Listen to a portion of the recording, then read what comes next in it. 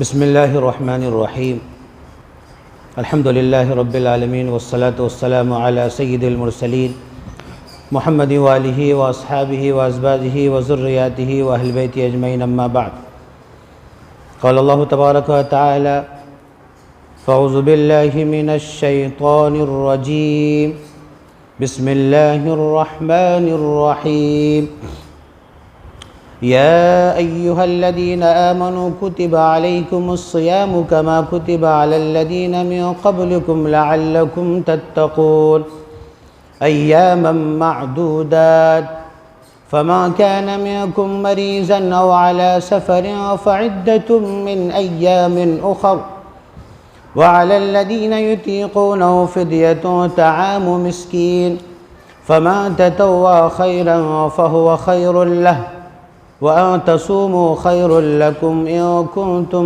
تَعْلَمُونَ شهر رمضان الذي أنزل فيه القرآن هدى للناس وبينات من الهدى والفرقان فما شهد منكم الشهر فليصم وما كان مريضا أو على سفر فعدة من أيام أخر يريد الله بكم اليسر ولا يريد بكم العسر وَلِتُكْمِلُوا الْعِدَّةَ وَلِتُكَبِّرُوا اللَّهَ عَلَى مَا هَدَاكُمْ وَلَعَلَّكُمْ تَشْكُرُونَ وَإِذَا سَأَلَكَ عِبَادِي عَنِّي فَإِنِّي قَرِيبٌ أُجِيبُ دَعْوَةَ الدَّاعِ إِذَا دَعَانِ فَلْيَسْتَجِيبُوا لِي وَلْيُؤْمِنُوا بِي لَعَلَّهُمْ يَرْشُدُونَ۔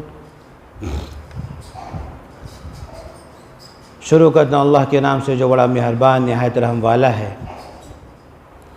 اے ایمان والو، ہم نے تمہارے اوپر روزے کو فرض کیا ہے جیسا کہ پچھلی امتوں پر فرض کیا تھا تاکہ تم پرہیزگار بن جاؤ۔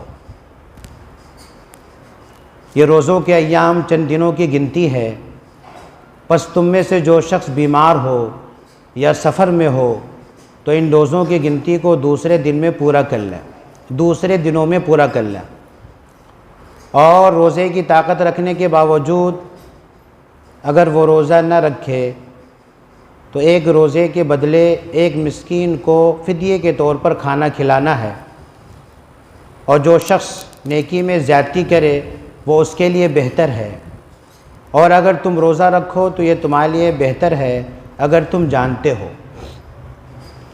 رمضان کا مہینہ وہ مہینہ ہے جس میں اللہ پاک نے قرآن پاک کو نازل کیا، جو لوگوں کے لیے ہدایت نامہ ہے، گائیڈ بک ہے، اور اللہ پاک نے ہدایت کو کھول کر اس میں بیان کر دیا ہے۔ اور قرآن کا دوسرا نام فرقان ہے، یعنی حق و باطل کے درمیان فرق کرنے والی کتاب۔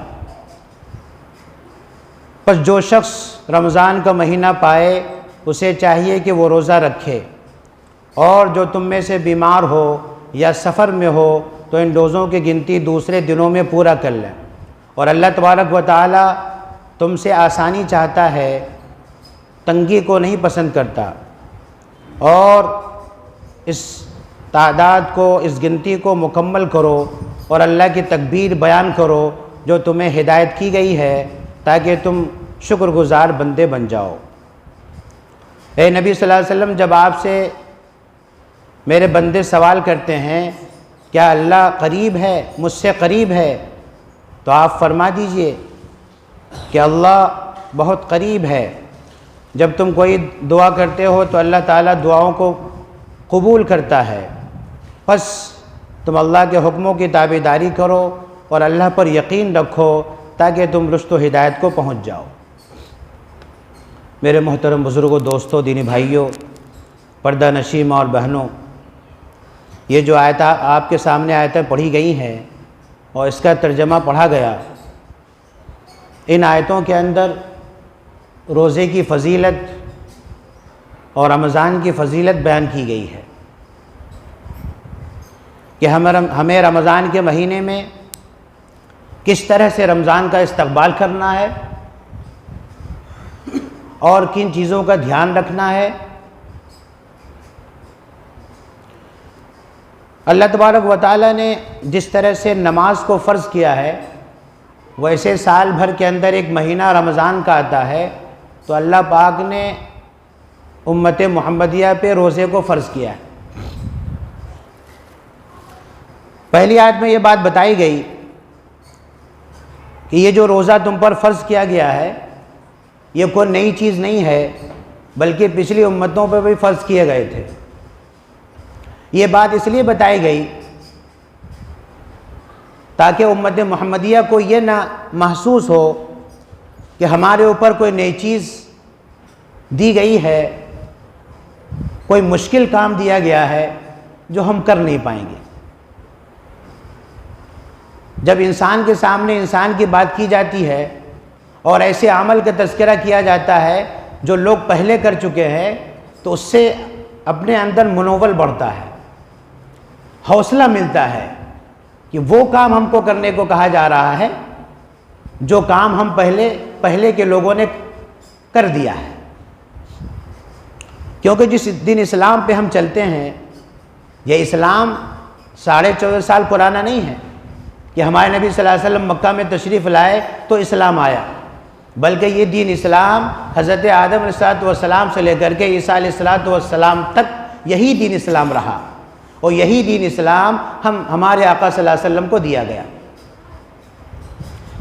نماز بھی کسی نہ کسی شکل میں پہلے موجود تھی اور روزہ بھی کسی نہ کسی شکل میں موجود تھی۔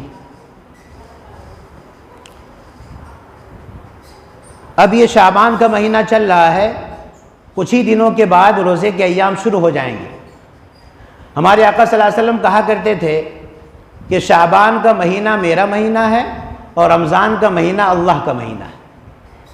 تو ہمارے نبی صلی اللہ علیہ وسلم اسی مہینے سے کمر بستہ ہو جاتے تھے۔ اماں جان عائشہ رضی اللہ عنہا فرماتی ہیں کہ آقا صلی اللہ علیہ وسلم کا شعبان المعظم کے مہینے میں عالم یہ ہو جاتا تھا کہ پورے مہینے بستر پر تشریف نہیں لاتے تھے۔ اس کا مطلب یہ ہوا کہ دن میں روزے کا اہتمام اور رات میں ذکر و اذکار کا اہتمام، تہجد کا اہتمام، بے شمار عبادت کا کام پیارے آقا صلی اللہ علیہ وسلم کرتے تھے۔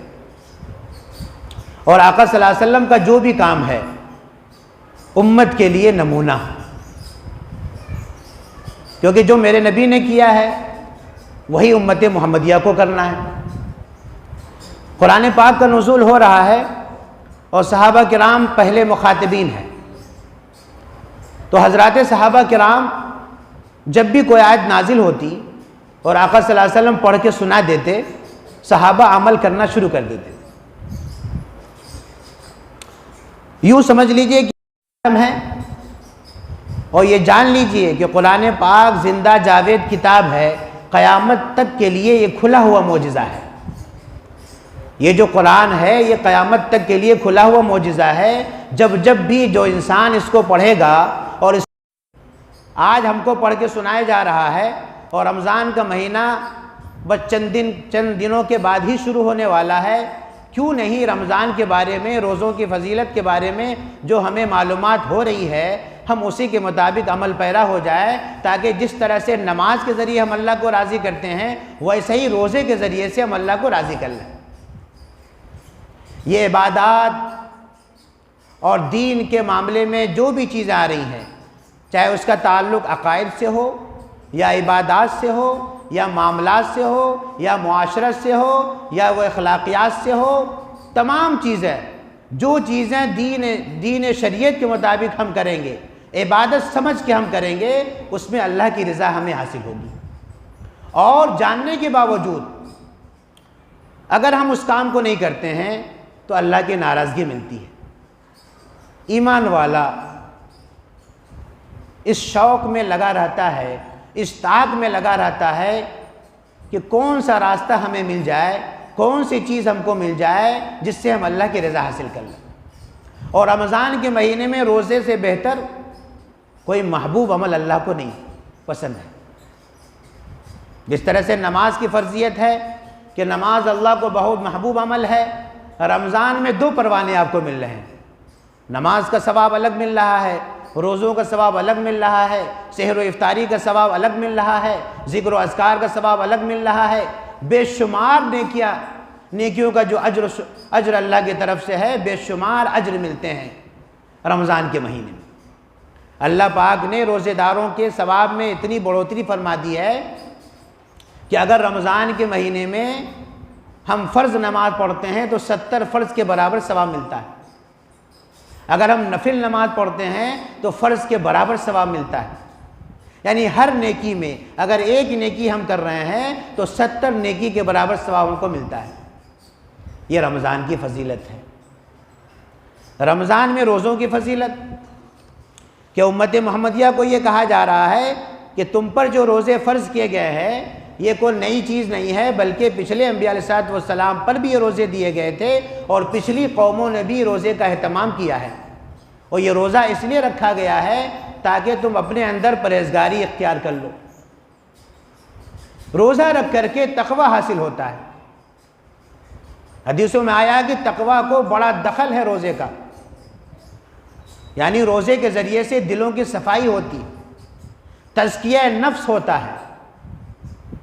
یعنی روزہ رکھ کر کے انسان کیا کرے گا؟ جب روزہ رکھے گا تو جھوٹ نہیں بولے گا، جب روزہ رکھے گا تو کوئی بد کلامی نہیں کرے گا، روزہ رکھے گا تو ماں باپ کی نافرمانی نہیں کرے گا، اس وجہ سے غلط کام نہیں کرے گا کہ وہ یہ سمجھے گا کہ روزہ رکھ کر کے اگر ہم نے جھوٹ بول دیا، روزہ رکھ کر کے ہم نے غیبت کر دی، روزہ رکھ کر کے اگر ہم نے ماں باپ کو پریشان کر لیا، روزہ رکھ کر کے ہم نے پڑوسی کو پریشان کر لیا تو ہمارے ثواب میں کمی آ جائے۔ تو ایمان والا، جو پکا ایمان والا ہے، جو اللہ پر یقین رکھتا ہے، روز قیامت پر یقین رکھتا ہے، خبر رسول صلی اللہ علیہ وسلم پر یقین رکھتا ہے، وہ ہمیشہ اس بات کے متمنی رہے گا، اس بات کی تلاش میں رہے گا کہ کہیں کوئی خطا نہ ہو جائے کہ روزے کے ثواب میں کمی ہو جائے، وہ کبھی نہیں چاہے گا۔ تو یہ روزے کے ایام سے پہلے جو باتیں ہمارے سامنے بیان کی جا رہی ہیں، اس لیے بیان کی جا رہی ہے کہ ہم روزوں کے لیے رمضان سے پہلے اپنے آپ کو تیار کر لیں۔ جس طرح سے پچھلے انبیاء علیہ الصلوۃ والسلام کی قوموں نے، جن قوموں نے اور جن قوم کے لوگوں نے باتیں مانی نبیوں کی اور اس پر عمل پیرا ہو گئے، روز قیامت اللہ تبارک و تعالیٰ ان نبی کے قوم کو اچھا بدلہ عطا فرمائے گا۔ ویسے ہی یہ قرآن پاک جو آقا صلی اللہ علیہ وسلم پر نازل ہوا ہے اور اس قرآن پاک کے اندر جو احکام الہی موجود ہے جس کو ہم سن رہے ہیں، اگر اس پہ ہم عمل پیرا ہو گئے تو روز قیامت اللہ تعالیٰ ہمارے حصے میں بھی جو اچھا بدلہ ہے وہ عطا فرما دے گا۔ اور ہر ایمان والا یہ چاہتا ہے کہ وہ عبادت کر کے، روزہ رکھ کر کے، ذکر و اذکار کر کے، توبہ استغفار کر کے اللہ کو راضی کر لے۔ تو یہ بہانہ ہے اللہ کو راضی کرنے کا، ایک ذریعہ، ایک راستہ اللہ دے رہا ہے۔ جیسے گرمی کا موسم ہے تو ہم پنکھے کا استعمال کر رہے ہیں، ہم بیمار ہو گئے تو ڈاکٹر کے پاس جا رہے ہیں، تو اللہ نے ایک رمضان کا پیکج ہمارے پاس دیا ہے کہ دیکھو یہ رمضان کا مہینہ جو 1000 مہینوں سے بہتر مہینہ ہے، اس مہینے میں اگر تم نے روزے کا اہتمام کر لیا، ذکر و اذکار کا اہتمام کر لیا تو ہم بے شمار نیکی کا جو اجر و ثواب ہے وہ تم کو مرحمت فرمائیں گے، اور روزوں کے ذریعے سے اللہ تعالیٰ اپنے بندے کو پسند کرتا ہے۔ حدیث پاک میں یہاں تک آیا کہ روزے کی وجہ سے معدہ خالی ہونے کی وجہ سے کہ منہ سے جو بدبو آ جاتی ہے، وہ بتایا گیا کہ وہ بدبو مشک و عنبر سے کہیں بہتر ہے اللہ کے نزدیک۔ روزے داروں کی منہ کی بدبو اگر معدے خالی ہونے کی وجہ سے جو آ جاتی ہے وہ اللہ کے نزدیک مشک و عنبر سے کہیں زیادہ بہتر ہے۔ اس سے اندازہ ہوا کہ روزے دار کو اللہ کتنا پسند کرتا ہے، کتنے خوش نصیب وہ حضرات ہیں جو رمضان کی تیاری میں لگے ہوئے ہیں اور اس تلاش میں ہے کہ اللہ ہمیں زندگی دے دے، ہم روزے کے رمضان کے مہینے میں ایک ایک روزے کا اہتمام کریں گے اور تلاوت کلام اللہ کا اہتمام کریں گے۔ ایک تو روزے کی فرضیت یہاں بتا دی گئی، اور دوسرے رمضان میں قرآن کی فضیلت بتائی جا رہی ہے کہ رمضان تو ہر اعتبار سے فضیلت والا مہینہ تو ہی ہے، اور اس اعتبار سے بھی اس کی فضیلت بڑی ہوئی ہے کہ اللہ پاک نے اسی مہینے میں قرآن پاک کو نازل کیا۔ روایتوں کے اندر بات یہ آ رہی ہے کہ جو بھی آسمانی کتابیں نازل ہوئی ہیں رمضان کے مہینے میں نازل ہوئی۔ حضرت ابراہیم علیہ السلام کو صحیفے دیے گئے، اسی رمضان کے مہینے میں دیے گئے۔ تورات موسیٰ علیہ السلام کو دیے گئے، اسی رمضان کے مہینے میں دیے گئے۔ انجیل عیسیٰ علیہ السلام کو دیے گئے، اسی رمضان کے مہینے میں دیے گئے۔ اور آقا صلی اللہ علیہ وسلم کو قرآن پاک جو نازل کیا گیا اسی رمضان کے مہینے میں نازل کیا۔ ایک مرتبہ لوح محفوظ سے آسمانی دنیا پر 24 رمضان شب قدر کی رات میں یہ قرآن پاک پورا کا پورا نازل ہوا، لوح محفوظ سے آسمانی دنیا پر آیا، اور آقا صلی اللہ علیہ وسلم پر ضرورت کے بقدر کبھی ایک آیت، کبھی 2 آیت، کبھی ایک رکوع، کبھی ایک سورت، اس طرح سے نازل ہوتا رہا، اور پورے 23 سال میں پورا قرآن نازل ہوا۔ سہولت اللہ تعالیٰ کتنا دے رہا ہے، اللہ اتنا مہربان ہے کہ اپنے بندوں پر زیادتی کو پسند نہیں کرتا۔ اللہ نے کیا فرمایا کہ ہم اپنے بندوں سے آسانی چاہتے ہیں، تنگی نہیں چاہتے۔ وجہ کیا ہے؟ ایک آدمی رمضان کا مہینہ پایا اور وہ بیمار ہے، تو روزہ جو ہے وہ تندرست آدمی رکھے گا، صحت مند آدمی رکھے گا، وہ بیمار ہے کیا کرے گا؟ تو اللہ پاک نے کہا میرے بندو، تم مجھ پر ایمان لائے، مجھ کو ایک مانتے ہو، مجھے کو اپنا حاکم مانتے ہو، مجھے کو اپنا مالک مانتے ہو، مجھے کو اپنا معبود سمجھتے ہو، ہم نے تمہارے لیے آسانی کر دی ہے۔ اگر تم بیمار ہو جاؤ یا سفر میں تمہیں جانا پڑ جائے تو ان روزوں کو دوسرے ایام میں پورا کر لو۔ سہولت اللہ نے دے دی۔ اس سے یہ اندازہ ہوا کہ روزے کی فرضیت تو اپنی جگہ مکمل ہے کہ روزہ رکھنے سے روزے کا ثواب ملے گا۔ آسانی اللہ نے یہ دے دی ہے کہ اگر ان ایام میں، پہلی بات یہ ہے اس سے یہ اندازہ ہوا کہ ہمیں روزے سے پہلے صحت کے لیے بھی دعا مانگنا چاہیے۔ اس آیت کی روشنی میں یہ بات بھی سامنے آ گئی کہ رمضان سے پہلے ہمیں اپنی صحت کے لیے بھی دعا اللہ سے کرنا ہے۔ دعا کرنے کے باوجود اگر ہمارے حصے میں بیماری لکھی ہوئی ہے اور رمضان کے مہینے بیماری آ رہی ہے تو اللہ نے یہ سہولت دی ہے کہ رمضان کے روزے کو دوسرے ایام میں پورا کر لو۔ سفر کرنا بہت ضروری ہو گیا ہے، تلاش معاش کے لیے، روزی کی تلاش میں ہم نکل رہے ہیں یا کسی اور وجہ سے ہمیں سفر کرنا پڑ رہا ہے، تو اس میں بھی سہولت دے دی گئی کہ سفر کی وجہ سے آپ روزوں کے دنوں کو، ایام کو دوسرے دنوں میں پورا کر لو۔ شروع اسلام میں یہ معاملہ آیا کہ نئے اسلام قبول کرنے والے حضرات موجود تھے۔ آقا صلی اللہ علیہ وسلم ہجرت کر کے جب مدینہ گئے، شروع کا زمانہ تھا، تو اللہ نے سہولت شروع میں یہ دی کہ دیکھو اللہ نے تم پر روزے فرض کیے ہیں، اور یہ روزہ پچھلی امتوں میں بھی اللہ نے فرض کیے تھے، لہٰذا تمہیں کوئی زبردستی تم کو نہیں کیا جا رہا ہے، روزہ رکھنا چاہو یہ تمہارے لیے بہت ہی بہتر ہے۔ اگر روزہ نہ رکھنا چاہتے ہو تو فدیہ دے دو، یعنی 30 دن کا روزہ ہے یا 29 دن کا روزہ ہے، ایک روزے میں ایک مسکین کا روز کھانا کھلا دو۔ یہ شروع اسلام کے بعد۔ لیکن جب آیت نازل ہو گئی فَمَنْ شَهِدَ مِنْكُمُ الشَّهْرَ فَلْيَصُمْ، تو یہ بابر کرا دیا گیا، یہ بات بتا دی گئی کہ اب نہیں، جو صحت تندرست ہے، سفر پہ نہیں ہے، اس کو رمضان کا مہینہ اگر وہ پاتا ہے تو اسے ہر حال میں روزہ رکھنا لازم ہوگا۔ تو روزہ رکھنا کیا ہوا؟ لازم ہو گیا۔ لیکن اس سے جو رخصت دی گئی ہے وہ ختم نہیں ہوئی۔ رمضان کا مہینہ بندہ پا رہا ہے، لیکن اگر وہ بیمار ہے یا سفر میں ہے، ایک بندہ دائمی بیمار ہے، بوڑھا ہو چکا ہے، وہ روزہ نہیں رکھ سکتا، تو اس کے لیے وہ فدیے والا حکم اب بھی جاری رہے گا۔ وہ ایک روزے کے بدلے ایک مسکین کو روز کھانا کھلا دیا کر دے گا تو اس کے طرف سے فدیہ ادا ہو جائے گا۔ دوسری بات جو اللہ تعالیٰ نے فرمایا کہ دیکھو اللہ تعالیٰ بندوں سے سختی نہیں چاہتا، آسانی چاہتا ہے۔ وجہ یہ بتایا گیا، حدیث پاک میں یہ بات آ رہی ہے کہ جیسے 10 روزے آپ کے قضا ہو گئے اور آپ نے ارادہ تو کر لیا ہے کہ 10 روزہ ہم دوسرے دنوں میں رکھیں گے، اتفاق یہ ہوا کہ 4 روزے آپ نے رکھے اور آپ کا انتقال ہو گیا، تو 6 روزوں کا کیا ہوگا؟ تو جو اللہ تعالیٰ فرما رہا ہے کہ ہم اپنے بندوں پہ زیادتی نہیں کرتے ہیں، آسانی کو پسند کرتے ہیں، تو یہ بتایا جا رہا ہے کہ اس نے 4 روزے رکھے، لیکن نیت اس کو 10 روزے رکھنے کی تھی، لیکن وہ 4 ہی رکھ پایا، اس کے حصے میں اب وقت نہیں ہے یا اس کا وقت ختم ہو گیا ہے، زندگی کا وقت ختم ہو گیا، موت واقع ہو گئی ہے، تو اب 6 روزے کا جو معاملہ ہے اب اس پر قضا واجب نہیں ہوگا، وہ اللہ تعالیٰ کیا کریں گے؟ معاف کر دیں گے۔ کتنا مہربان ہمارا خدا ہے، ہمارا مالک کتنا مہربان ہے، پھر بھی ہم اس میں کوتاہی کر جاتے ہیں۔ ایسے لوگ ملتے ہیں کہ رمضان کا مہینہ جب آ جاتا ہے ٹوپی بھی لگائیں گے، کرتے بھی پہنیں گے، مسجد میں حاضر بھی ہو جائیں گے اور اس طرح سے چھلانگتے ہوئے پہلی صف میں آئیں گے، اس سے بڑا کوئی روزے دار نہیں۔ یعنی جو 5 وقت کی نماز پڑھ رہا ہے بیچارہ، جو پابندی سے نماز کا مسجد کا وہ عادی ہو چکا ہے، اس کو بھی وہ پیچھے کر دیتا ہے کہ رمضان کا مہینہ ہے ہم آگے بیٹھیں گے۔ یقین مانو اگر آپ نے ٹوپی لگا لی، کرتا پہن لیا اور روزہ نہ رکھ کر کے مسجد میں آ گئے، نماز پڑھ رہے ہیں اور یہ سمجھ رہے ہیں کہ رمضان کا مہینہ ہے اور خوب افطاری کا اہتمام بھی ہو رہا ہے، سحری کا بھی اہتمام ہو رہا ہے، اگر روزے کے دن میں روزہ نہ رکھا جائے، صحت مند ہونے کے باوجود، عاقل بالغ مسلمان ہونے کے باوجود، اس سے بڑا مجرم کوئی نہیں ہے۔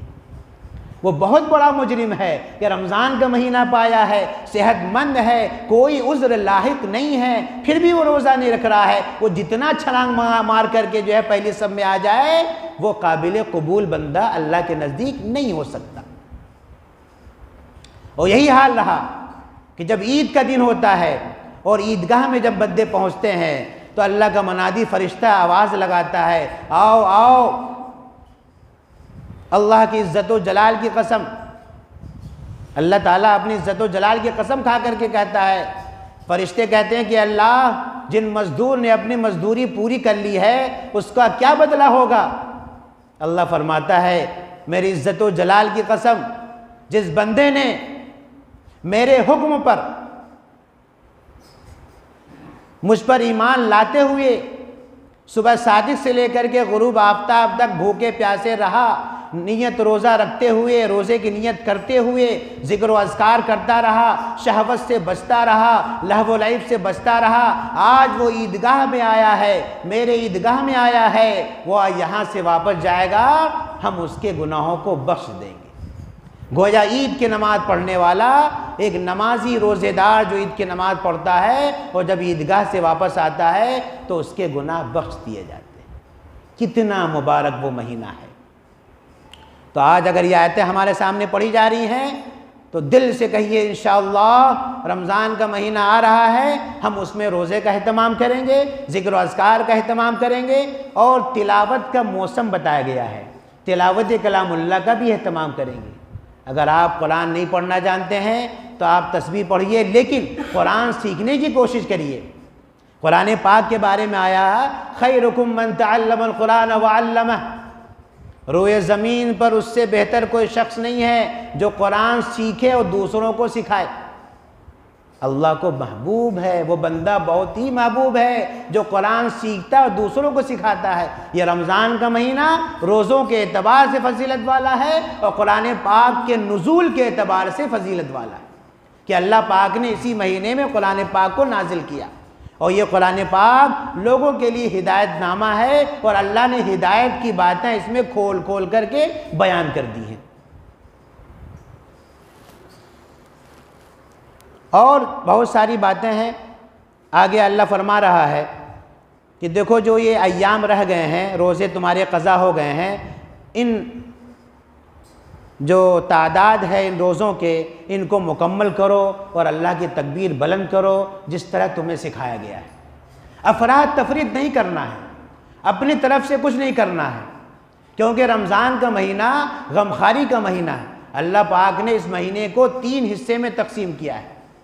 رمضان کے مہینے کے 3 عشرے ہوتے ہیں، پہلا عشرہ رحمت ہے، دوسرا عشرہ مغفرت ہے، اور تیسرا عشرہ جہنم سے خلاصی ہے۔ ہر ایمان والے کو اللہ کی رحمت کی ضرورت ہے، ہر ایمان والے کو مغفرت کی ضرورت ہے، ہر ایمان والے کو جہنم سے خلاصی کی ضرورت ہے۔ ہم جہنم سے خلاصی بھی چاہتے ہیں اور اسی دنیا میں اللہ سے مغفرت بھی ہم چاہتے ہیں، اور ہم یہ چاہتے ہیں کہ اللہ کی رحمت ہم پہ برستی رہے۔ تو جو یہ ساری باتیں ہمارے ذہنوں میں چل رہی ہیں، یہ کب ہوگا؟ جب رمضان کے مہینے میں رمضان کا اہتمام کریں گے، روزے کا اہتمام کریں گے، ذکر و اذکار کا اہتمام کریں گے، تلاوت کلام اللہ کا اہتمام کریں گے، تب وہ جو 3 حصے بانٹے گئے ہیں، رحمت کا پورا پورا حصہ روزے دار کو ملے گا، مغفرت کا پورا پورا حصہ روزے دار کو ملے گا، جہنم سے خلاصی کا پورا پورا حصہ کس کو ملے گا؟ روزے دار کو ملے گا۔ اللہ عمل چاہتا ہے۔ ٹوپی کوئی بھی لگا سکتا ہے، کرتے کوئی بھی پہن سکتا ہے، رمضان میں بھیڑ کوئی بھی لگا سکتا ہے، لیکن اللہ کہہ رہا ہے کہ میرے لیے، تمہیں روزہ میرے لیے رکھنا ہے۔ حدیثوں میں صاف طور سے بات بتا دی گئی کہ روزہ رب اور بندے کے درمیان ایک راز ہے. اگر یہ راز نہ ہوتا تو یہ کہا گیا کہ اور جو عبادتیں ہیں، نماز ہیں، زکوٰۃ ہیں، اور جو تم نیکیاں کر رہے ہو فرشتے اس کو لکھ رہے ہیں، لیکن اللہ پاک فرماتا ہے کہ روزوں کو بدلہ ہم خود دیں گے. کیوں؟ کیونکہ بندہ میرے ڈر کی وجہ سے صبح صادق سے لے کر کے غروب آفتاب تک بغیر کھائے پیے بھوکے پیاسے رہ رہا ہے اور روزے کی نیت کر رہا ہے اور شہوت سے بچ رہا ہے، وہ صرف میرے ڈر سے بچ رہا ہے. بھائی اگر اللہ کا ڈر نہ ہو تو ہم کمرے بند کر کے پانی کا بھی استعمال کر سکتے ہیں، ہم کھانا بھی کھا سکتے ہیں. تو یہاں سوال یہ ہے کہ ہمیں اس کا بدلہ، روزے کا بدلہ اللہ سے لینا ہے، اس لیے ہم بھوکے پیاسے رہتے ہیں اور روزے کی نیت کر لیتے ہیں کہ اللہ کا حکم ہے روزہ رکھو، اس لیے ہم روزے کا اہتمام کر رہے ہیں. اللہ کا حکم ہے کہ اس میں شہوت سے رکو، ہم شہوت سے رک جا رہے ہیں. اللہ کا حکم ہے لہو و لعب سے بچو، ہم لہو و لعب سے بچ رہے ہیں. اللہ کا حکم ہے چوری سے بچو، ہم اس مہینے میں چوری سے بچ رہے ہیں. اللہ کا حکم ہے غیبت سے بچو، ہم اس مہینے میں غیبت سے بچ رہے ہیں. وجہ کیا ہے؟ اللہ کا حکم ہے. اسی کا نام تو ایمان ہے. ایمان کہتے ہی ہیں اس بات کو کہ اس بات پر یقین کر لینا، اللہ کی ذات پر یقین کر لینا، کسی کی بات پر، کسی کے بھروسے پر اللہ پر یقین کر لینا. رسول اللہ صلی اللہ علیہ وسلم کو ہم نے سچا رسول جانا تو خبر رسول سن کر کے اللہ کی ذات پر مکمل طور پہ اعتماد کر لینا، اسی کا نام ایمان ہے.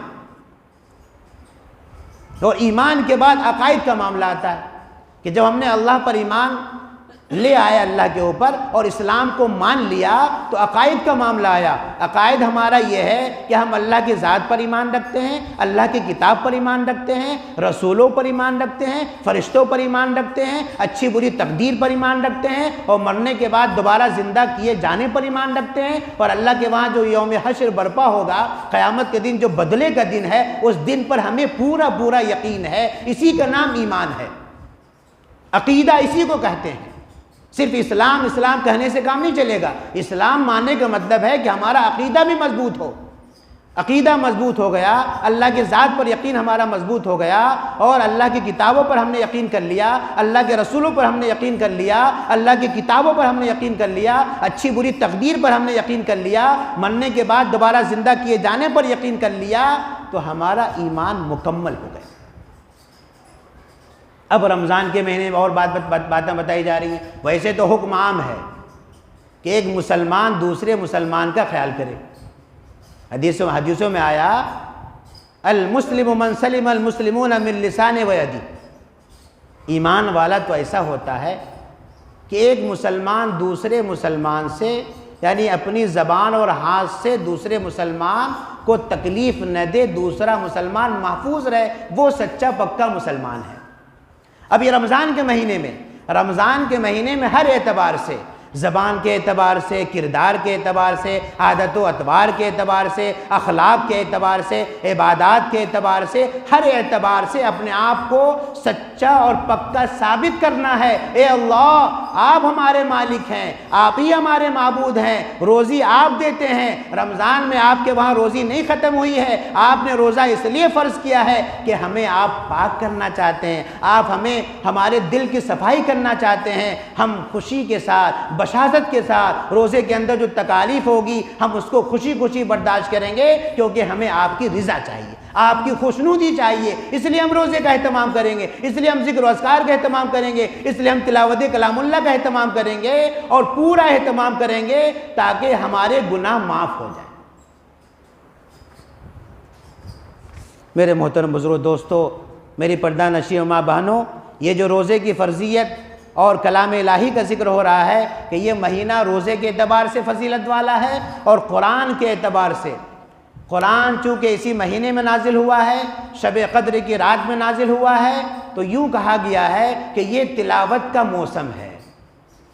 میری ماں بہنوں، جس طرح سے تم کپڑے لینے میں، سامان لینے میں ایک دوسری بہنوں پر سبقت لے جاتی ہو، اللہ پاک فرماتا ہے فاستبقوا الخیرات، نیکی میں سبقت کرو. روزے کے ایام آ جائیں، روزے میں سبقت کرنا ہے، ذکر و اذکار میں سبقت کرنا ہے، تلاوت کلام اللہ میں آگے بڑھنا ہے. کوئی اگر کہے، کوئی بہن یہ بتا دے کہ ہم نے 1 قرآن مکمل کیا ہے، تو اسے یہ بتائیے کہ ہم نے 2 قرآن مکمل کیا ہے. کوئی بھائی یہ بتائے کہ ہم نے 2 قرآن مکمل کیا ہے تو دوسرا بھائی بتائے کہ ہم نے 3 قرآن مکمل کیا ہے. یہ کمپٹیشن اللہ کو بہت ہی پسند ہے. یہی صحابہ کرام کیا کرتے تھے. صحابہ کرام فاستبقوا الخیرات جو قرآن کے اندر آیت آئی ہے کہ نیکی میں سبقت کرو، تو صحابہ کرام نیکی میں سبقت کرتے تھے. اللہ کے رسول کا حکم کسی بات کا ہو جائے تو اس قدر لپکتے تھے، اس قدر آگے بڑھ جاتے تھے کہ ایک دوسرے میں نیکی میں آگے بڑھنے کی پوری ایک کمپٹیشن ہوتی تھی. آج ہمارا کمپٹیشن کیا ہے؟ ہمارا ایمان اتنا کمزور ہو گیا ہے، ہم ایک مکان بناتے ہیں دوسرے مکان کی فکر میں لگ جاتے ہیں، ایک دکان بناتے ہیں دوسری دکان کی فکر میں لگ جاتے ہیں، نہ جانے کیا سے کیا انتظام کر رہے ہیں، اور آخرت کے بارے میں ہمیں فکر نہیں ہوتی. اللہ فرما رہا ہے کامیابی اصل تو آخرت کی ہے. اللہ یہ نہیں دیکھے گا تم کتنا مال لے کے آئے، اللہ یہ نہیں دیکھے گا تمہارے پاس کتنی اولادیں تھیں، اللہ یہ نہیں دیکھے گا کہ تمہارے پاس کتنی زمین و جائیداد تھے. اللہ تو نیکیاں کو دیکھے گا. اسی قرآن کے اندر لکھا ہوا ہے فَأَمَّا مَنْ ثَقُلَتْ مَوَازِينُهُ فَهُوَ فِي عِيشَةٍ رَاضِيَةٍ. اللہ پاک تمہارے اعمال کو تولے گا. نیکی اگر زیادہ ہے بدی سے تب تو کامیابی ہے، عیش و آرام ہے، اور اگر بدی زیادہ ہو گئی نیکی کم ہو گئی فَأُمُّهُ هَاوِيَةٌ، دردناک عذاب اللہ کا ہے. یہاں اگر ہم بیمار ہو جاتے ہیں، کوئی تکلیف ہمیں پہنچتی ہے، ہمارا بھائی ہمارے پاس آ جاتا ہے، ہمارے باپ ہمارے پاس آ جاتے ہیں، ہماری ماں ہمارے پاس آ جاتی ہے. روز قیامت کے بارے میں آیا وَلَا تَزِرُ وَازِرَةٌ وِزْرَ أُخْرَىٰ. روز قیامت کوئی کسی کا بوجھ نہیں اٹھائے گا. باپ کو خود اپنا حساب دینا پڑے گا، بیٹے کو خود اپنا حساب دینا پڑے گا، بیوی کو خود اپنا حساب دینا پڑے گا. وہاں کوئی رشتہ داری نہیں چلے گی، وہاں ہر ایک کے اعمال خود الگ الگ بتائیں گے. قرآن کے اندر لکھا ہوا ہے یوم یفر المرء من اخیہ وامہ وابیہ وصاحبتہ وبنیہ. بھائی بھائی سے بھاگ رہا ہوگا، شوہر بیوی سے بھاگ رہا ہوگا، باپ بیٹے سے بھاگ رہا ہوگا. ایک نیکی اگر کم پڑ جائے گی تو باپ جو ہے بیٹے سے کہے گا بیٹا ہم نے تمہارے لیے 4 ویلر کا انتظام کیا تھا، بیٹا ہم نے تمہارے لیے مکان کا انتظام کیا تھا، بیٹا تم نے یہ مانگا تھا ہم نے دے دیا تھا، آج ایک نیکی کی وجہ سے ہم جہنم میں جا رہے ہیں، ہمیں بچا لو. وہ بیٹا کہے گا کہ جو کیا وہ کیا، دنیا کے اندر کیا ہے، آخرت میں ہم ایک نیکی ہم نہیں دے سکتے. ہمارا آپ کا رشتہ ختم. یہ ہے آخرت کا معاملہ. یہ مبارک مہینہ ہمارے سامنے آ رہا ہے، ہم سب یہ تہیہ کریں، نیک نیتی کے ساتھ اخلاص کے ساتھ اپنے آپ کو تیار کریں کہ یہ رمضان کا مہینہ ہم اس قدر اہتمام کریں گے، ہم روزے کا بھی اہتمام کریں گے، ذکر و اذکار کا بھی اہتمام کریں گے. اور ایک بات اور نوٹ کر لیں کہ رمضان کے مہینے کی جو پابندی یا اہتمام کیوں نہیں ہو پاتا ہے، وجہ کیا ہے؟ ہمارے ذہنوں میں یہ بات چلا کرتی ہے ابھی ہماری عمر ہی کیا ہوئی، ابھی تو ہم 30 سال کے ہیں، ابھی ہمیں 60 سال جینا ہے، ہمیں 70 سال جینا ہے. نہیں، اللہ نے صاف صاف فرما دیا کل نفس ذائقۃ الموت، ہر نفس کو موت کا مزہ چکھنا ہے. وَلِكُلِّ أُمَّةٍ أَجَلٌ فَإِذَا جَاءَ أَجَلُهُمْ لَا يَسْتَأْخِرُونَ سَاعَةً وَلَا يَسْتَقْدِمُونَ. ہم نے ہر ایک کا وقت متعین کر دیا ہے، جب وقت آ جائے گا تو نہ 1 منٹ ادھر نہ 1 منٹ ادھر، موت واقع ہو جائے گی. ہزاروں واقعات آپ دیکھتے ہیں، کوئی ہوا جہاز میں ختم ہو گیا، کوئی ٹرین میں ختم ہو گیا، کوئی راستے میں ختم ہو گیا، کوئی گھر میں ختم ہو گیا. یہ اللہ کا نظام ہے. ہمارے پاس جو زندگی ہے بہت قیمتی زندگی ہے. اس رمضان کو اس اعتبار سے ہمیں استعمال کرنا ہے کہ ہو نہ ہو یہ آخری رمضان کا روزہ ہے، ہمیں اہتمام کر لینا ہے. نہ جانے اگلے سال آنے والا رمضان ہمارے حصے میں ہوگا کہ نہیں ہوگا. اگر یہ بات ذہنوں میں بٹھا لیا، یہ یقین بنا لیا، اللہ کی ذات پر یقین رکھ لیا کہ اللہ تو نے یہ مہینہ دیا ہے، ہمیں اس کا اہتمام کرنا ہے، ہم اس کا اہتمام کریں گے، روزوں سے اہتمام کریں گے، تلاوت کلام اللہ سے اہتمام کریں گے، ذکر و اذکار سے اہتمام کریں گے. پھر دیکھیے روزے کی کیا فضیلت ہے اور روزے کا کیا فائدہ ہے، وہ پورا ہمیں حاصل ہوگا. ابھی سے ارادہ کر لو. ارادہ کرنے میں کچھ نہیں جاتا، ارادہ کرنے میں اللہ پاک نیکی دے دیتے ہیں. اس کے بعد اللہ فرما رہا ہے آقا صلی اللہ علیہ وسلم ہجرت کر کے جب مدینہ گئے تو مدینے کے اندر ایک دیہاتی اعرابی اللہ کے رسول کی خدمت میں آئے اور پوچھا گیا کہ اللہ کے رسول یہ بتائیے کیا اللہ پاک قریب رہتے ہیں کہ ہم دھیرے سے اللہ کو یاد کر لیا کریں، اگر دور رہتے ہیں تو ہم زور سے اللہ کو یاد کر لیا کریں۔ اللہ کے رسول صلی اللہ علیہ وسلم کے زبان مبارک سے اللہ پاک نے کہلوایا کہ میرے بندوں سے کہہ دیجئے کہ تمہارا مالک تمہارے قریب ہے، بہت قریب ہے تمہارا رب، اور جب جب بھی تم دعائیں کرتے ہو اللہ تمہاری دعاؤں کو سنتا ہے۔ اس سے ایک بات اور سامنے آ گئی کہ رمضان کے مہینے میں روزے کا اہتمام، تلاوت کا اہتمام، اور تیسری بات کیا آ گئی؟ دعاؤں کا اہتمام۔ حدیث پاک کے اندر آتا ہے کہ الدعاء مخ العبادہ، کہ دعا جو ہے عبادت کا مغز ہے۔ ایک بندہ نماز پڑھ کے جا رہا ہے، روزہ رکھ کے جا رہا ہے، اگر دعا نہیں کر رہا ہے تو گویا وہ سوچ رہا ہم قرضہ ادا کریں، نہیں، دعا کرنے سے گویا اس نے ایک بہت بڑا کام کیا، یعنی اس عبادت پہ مہر لگا دی۔ اے اللہ ہم عبادت ضرور کر رہے ہیں، اے اللہ ہم روزہ ضرور رکھ رہے ہیں، اے اللہ ہم ذکر و اذکار کر رہے ہیں، لیکن تو قبول نہیں کرے گا تو یہ کوئی معنی نہیں رکھتا یہ عبادت اور روزہ اور نماز۔ تو گویا دعا کر کے ہم اس عبادت پہ مہر لگا دیتے ہیں کہ اللہ قبول کر لیجئے، تیرا شکریہ۔ شکریہ ادا کرنے کے لیے دعا کی جاتی کہ اللہ ہم تیرا شکریہ ادا کرنا چاہتے ہیں، اور ہم دعا اس لیے کر رہے ہیں ہماری عبادت کو قبول کر لیجئے، ہمارے روزوں کو قبول کر لیجئے۔ گویا اگر آپ نے دعا کے ذریعے سے اس عبادت پہ مہر لگا دی تو روز قیامت پورا جو اس کا بدلہ ہے وہ ہمارے حصے میں آنے والا ہے۔ اسی زمرے میں، رمضان کے زمرے میں یہ بات آ گئی کہ ہمیں روزے کے ساتھ ساتھ ہمیں تلاوت کلام اللہ کا اہتمام کرنا ہے اور دعاؤں کا اہتمام کرنا ہے۔ اور جو باتیں بتائی گئی تھی کہ روزے اگر کوئی بندہ قضا کر لیتا ہے اور نیت یہ رکھے ہمیں روزے کا قضا کرنا ہے، اگر وہ فوت ہو جاتا ہے تو جو روزے رہ جاتے ہیں اللہ تعالیٰ اس کو معاف فرما دیں گے، اس پر کوئی بدلہ نہیں ہے۔ ہاں، اس کے وارثین میں سے اگر وہ یہ چاہتے ہیں کہ ہمارے باپ نے 10 روزے قضا کیے تھے اور 6 رکھے، 4 نہیں رکھ پائے، اگر وہ غریبوں کو دینا چاہتا ہے تو وہ ان کے حصے میں حساب ثواب لکھ دیا جائے گا، لیکن اس مردے پہ اس قضا اس کے واجب نہیں رہے گی، اس کے حصے میں ایسا نہیں رہے گا کہ روز قیامت اس سے حساب کتاب ہوگا۔ اب دوسری بات یہ پیدا ہو گئی، فدیہ کیا ہے مطلب؟ تو روزے کا فدیہ یہ ہے کہ ایک مسکین کو آپ کھانا کھلا دیجئے، وقت کے حساب سے، ماحول کے حساب سے، کہ ایک بندہ 2 وقت کی کھانا کیسے کھا لے گا، سحری افطار کیسے کر لے گا، منیمم اس کو اتنا دے دیا جائے کہ وہ آسانی سے 1 دن کا کھانا وہ کھا لے۔ تو 30 روزے ہیں، 30 دن کا کھانے کا انتظام مسکین کو کر دیا جائے تو روزے کا فدیہ آپ کی طرف سے ادا ہو جائے گا۔ اور اللہ نے سہولت ایک اور دے دی، ایک بندہ ہے اس کے بعد فدیہ کا انتظام نہیں ہے، تو کیا وہ فدیہ چوری کر کے دے گا؟ نہیں، یہ کہا جا رہا ہے اگر ایک بندہ ہے روزہ رکھا، بیمار ہو گیا، روزہ نہیں رکھ پایا، یا وہ بوڑھا ہو چکا ہے روزہ نہیں رکھ پاتا ہے اور اس کے پاس مال بھی نہیں ہے، تو اللہ فرماتا ہے کہ وہ بندہ یہ نیت کر لے کہ اگر اللہ ہمارے پاس جب اللہ دے گا تو ہم فدیہ بھی ادا کر دیں گے، لہٰذا جب تک اس کے بعد نہیں ہو رہا ہے اللہ کہتا ہے وہ بندہ استغفار کرتا رہے، مجھ سے توبہ استغفار کرتا رہے، مجھ سے دعائیں کرتا رہے، گویا اس کا فدیہ ادا ہوتا رہے گا۔ کتنا مہربان ہمارا خدا ہے۔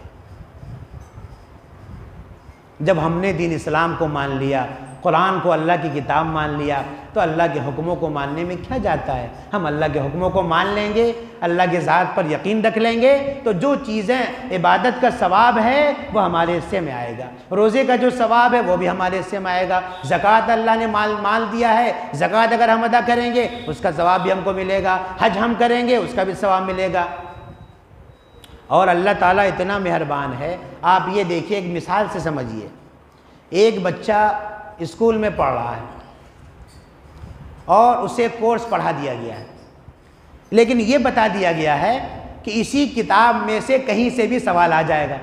کیا بتا دیا گیا؟ کہ اسی کتاب میں سے، اسی بکس میں سے کہیں سے بھی آنسر آ جائیں گے، کوشچن آ جائیں گے اور آپ کو آنسر دینا ہے۔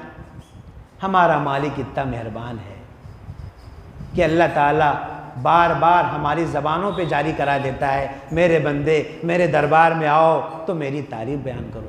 ہم اللہ کے دربار میں آ گئے تو ہم نے کیا شروع الفاظ کیا استعمال کیا؟ الحمدللہ رب العالمین، تمام تعریف اس پروردگار کے لیے ہے جو دونوں جہان کا پالنے والا ہے۔ اللہ سکھا رہا ہے، اللہ کہہ رہا ہے کہ مجھ سے محبت کرو۔ دل کہاں تم نے لگا دیا ہے؟ دل کس نے بنایا؟ یہ دل اللہ نے بنایا ہے، اور اس دل کو ہم کہیں اور لگا لیں دل خراب ہو جائے گا۔ مشین، جو مشین جہاں لگنی ہے وہ مشین کو وہاں لگا دیں گے، تب وہ کام، وہ جو ہے مشین کام کرے گی نا۔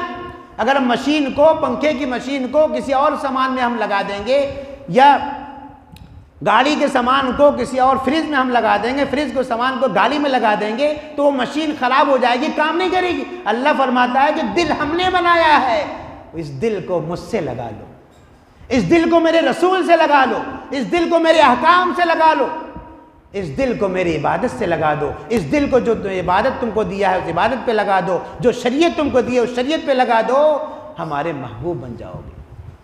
اور جو اللہ کا محبوب بندہ بن جاتا ہے وہی روز قیامت محبوب رہے گا، اور محبوب کا ٹھکانہ کیا ہے؟ جنت۔ جنت اگر ہمیں چاہیے، اللہ کی رضا ہمیں چاہیے، تو جب بھی جو موقع ہمارے سامنے آ رہا ہے اس موقع کو ہم غنیمت جانیں اور اس کو کرنے پر آمادہ ہو جائے کہ رمضان کا مہینہ آئے گا، ہم روزے کا اہتمام کریں گے، ذکر و اذکار کا اہتمام کریں گے، تلاوت کلام اللہ کا اہتمام کریں گے۔ کیوں؟ کیونکہ ہمیں اللہ کی رضا حاصل کرنا ہے۔ یقین مانیے اگر یہ کیفیت ہمارے اندر پیدا ہو گئی اور ہم عمل پہ آ گئے اور عمل کرنے لگے، تو صاف صاف فرما دیا گیا ہے عمل سے زندگی بنتی ہے، جنت بھی جہنم بھی، یہ خاکی اپنی فطرت سے، نہ نوری ہے نہ ناری۔ فطرت میں یہ نہیں لکھا ہوا ہے کہ ہم جنتی ہیں جہنمی ہیں، ہمارے اعمال لکھ دیتے ہیں کہ ہم جنت میں جانے والے ہیں یا جہنم میں جانے والے ہیں۔ پیدا ہونے والا بچہ فطرت نہیں لکھتا ہے کہ جہنمی جنتی ہے، بلکہ ہمارے اعمال لکھ دیتے ہیں کہ ہم نے کون سا عمل کیا ہے جس کی وجہ سے جنت میں جا رہے ہیں، اور کون سا عمل کیا جس کی وجہ سے جہنم میں جا رہے ہیں۔ تو میرے محترم بزرگوں، دوستو، میری پردہ نشین ماں بہنوں، ان آیتوں کی روشنی میں جو باتیں آئی ہیں، رمضان میں کس چیز کا اہتمام کرنا ہے؟ یہ رمضان کا مہینہ غمخواری کا مہینہ ہے، سحر و افطار کا مہینہ ہے۔ اگر 10 چیزیں افطار کے لیے اپنا انتظام کرو تو 2 چیزیں غریب غربا کے لیے استعمال کرو۔ عید کا دن آ جائے، خوشی کا دن ہے، روزوں کی وجہ سے خوشی کے دن عید منائی جاتی ہے، تو آپ یہ خیال کرو اگر 2 جوڑے تم نے اپنے لیے تیار کر رکھے ہیں تو ایک غریب کے لیے جوڑا تیار کر دو، کیونکہ اللہ کو یہ چیز پسند ہے کہ رمضان کے مہینے میں اگر کوئی غریب غربا کا خیال کر رہا ہے، غریبوں کا خیال کر رہا ہے، یتیموں کا خیال کر رہا ہے، ننگوں کو کپڑا پہنا رہا ہے، بھوکوں کو کھانا کھلا رہا ہے، وہ چیز اللہ کو پسند ہے۔ اور کیوں نہ ہم کریں؟ اللہ پاک نے اس رمضان کے مہینے میں اعمال کے ثواب کو 70 گنا بڑھا دیا ہے۔ تو جب ہم یہ لالچ کر لیں گے کہ اللہ تبارک و تعالیٰ رمضان کے مہینے میں 70 گنا بڑھا کر کے اجر ثواب دیتا ہے، تو ہم ہر چیز کو کرنا ہمارے لیے آسان ہو جائے گا اور عمل کرنا آسان ہو جائے گا، کیونکہ اللہ سے ہمیں بدلہ چاہیے۔ اور اللہ تعالیٰ تو بیٹھے ہوئے ہیں، میرا بندہ میرے پاس آئے، اچھے اعمال لے کر آئے، جنت کے دروازے اس کے لیے کھول دیے ہیں، وہ جس دروازے سے چاہے جنت میں داخل ہو جائے۔ کہا گیا ہے کہ روزے داروں کے لیے باب الریان، روزے داروں کا الگ دروازہ اللہ نے جنت میں تیار کر رکھا ہے۔ اور روزے داروں، تمہارے جنت کا یہ دروازہ ہے، روزے داروں کا الگ استقبال ہوگا۔ اور یہ کہا گیا کہ الصوم جنۃ، یہ روزہ جو ایک ڈھال ہے، جہنم سے بچنے کا ذریعہ روزہ ہے، اور روزے کے ذریعے سے تقویٰ کے اندر پاور، جو تقویٰ ہے، دل کے اندر جو تقویٰ ہوتا ہے، اللہ کا جو ڈر ہوتا ہے، اور متقی پرہیزگار ہم بن جاتے ہیں، اس میں روزے کو بڑا دخل ہے۔ روزے کے ذریعے سے دلوں کی صفائی ہوتی ہے اور ہمارے تقویٰ کے اندر بڑھوتری ہوتی ہے، ایک پاور ملتا ہے۔ جیسے ٹونک پینے سے، دواؤں کھانے سے انرجی آ جاتی ہے، ویسے روزہ رکھ کر کے گویا تقوی کے اندر انرجی ہم پیدا کر لیتے ہیں، اور تقویٰ کے اندر ہماری ترقی ہو جاتی ہے۔ اور جو بندہ تقویٰ کے اندر ترقی کر جائے گا، اللہ نے اسی قرآن کے اندر فرمایا ان اکرمکم عند اللہ اتقاکم، اللہ کے نزدیک سب سے مکرم وہ شخص ہے جو زیادہ تقوی والا ہوگا۔ قیامت کے دن جو زیادہ تقوی والا ہوگا اس کا ٹھکانہ بھی سب سے اونچا درجے کا ہوگا۔ اللہ تعالیٰ جو باتیں ان آیتوں کی روشنی میں کہی گئی ہیں، اللہ تعالیٰ ہم سبوں کو اس پر عمل کی توفیق عطا فرما، آمین یا رب العالمین۔